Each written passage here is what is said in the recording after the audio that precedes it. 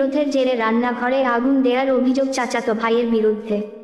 মোহাম্মদ সানোয়ার হোসেনের সংগৃহীত তথ্য ভিডিও চিত্রে দেখুন বিস্তারিত। ফরিদপুর ভাঙ্গা উপজেলায় জমি নিয়ে বিরোধের জেরে চাচাতো ভাইয়ের রান্নাঘরে আগুন দেওয়ার অভিযোগ উঠেছে আপন চাচাতো ভাইয়ের বিরুদ্ধে। ঘটনাটি ঘটেছে 16 মে বৃহস্পতিবার দুপুরে উপজেলার খাট্টা গ্রামের রোকা বাউলির ছেলে লিটু বাউলির বাড়িতে। সরেজমিনে গিয়ে এলাকাবাসী সূত্রে জানা যায়, ওই গ্রামের সিদ্দিক বাউলি, এদের মধ্যে লিটু বাউলি, ইসরাফিল বাউলি, জাহিদ বাউলি দীর্ঘদিন ধরে জমি সংক্রান্ত বিষয় নিয়ে মামলা মোকদ্দমা চলে আসছে। এদিকে সম্প্রতি সিদ্দিক বাউলির বাড়ির সীমানা জুড়ে আকাশ সীমালঙ্ঘন করে একটি পাটখুরির ঘর নির্মাণ করে।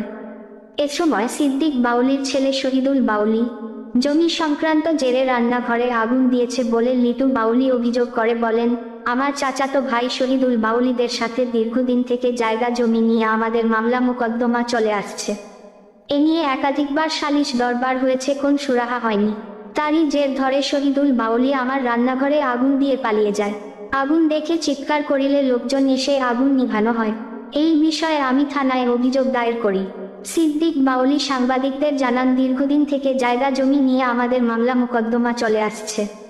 এ নিয়ে একাধিকবার সালিশ দরবার হয়েছে, সালিশের রায় না মেনে তারই জের ধরে আবারও আমাদের জায়গা জোরপূর্বক দখল করে এবং আকাশ সীমালঙ্ঘন করে ঘর নির্মাণ করেছে।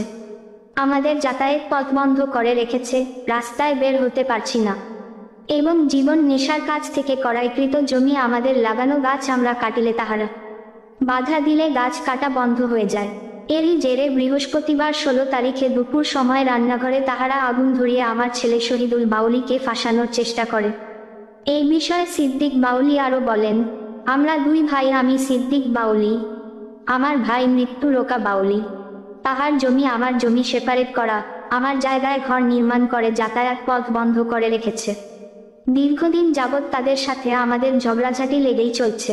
এরই জের ধরে ক্ষিপ্ত হয়ে আমার ছেলে শহীদুলকে ফাঁসাতে তাদের রান্নাঘরে আগুন দিয়েছে। এ বিষয়ে ভাঙ্গার থানা পুলিশ এসআই কিবরিয়া হোসেন জানায়, বিষয়টি সরজমিনে সুষ্ঠু তদন্ত এবং সাপেক্ষে জানতে পেরেছি। রান্না করতে গিয়ে নিজেদের অবহেলার কারণে লাকড়িতে আগুন লেগে যায়, বিষয়টি সঠিক তদন্তের মাধ্যমে প্রমাণিত হয়।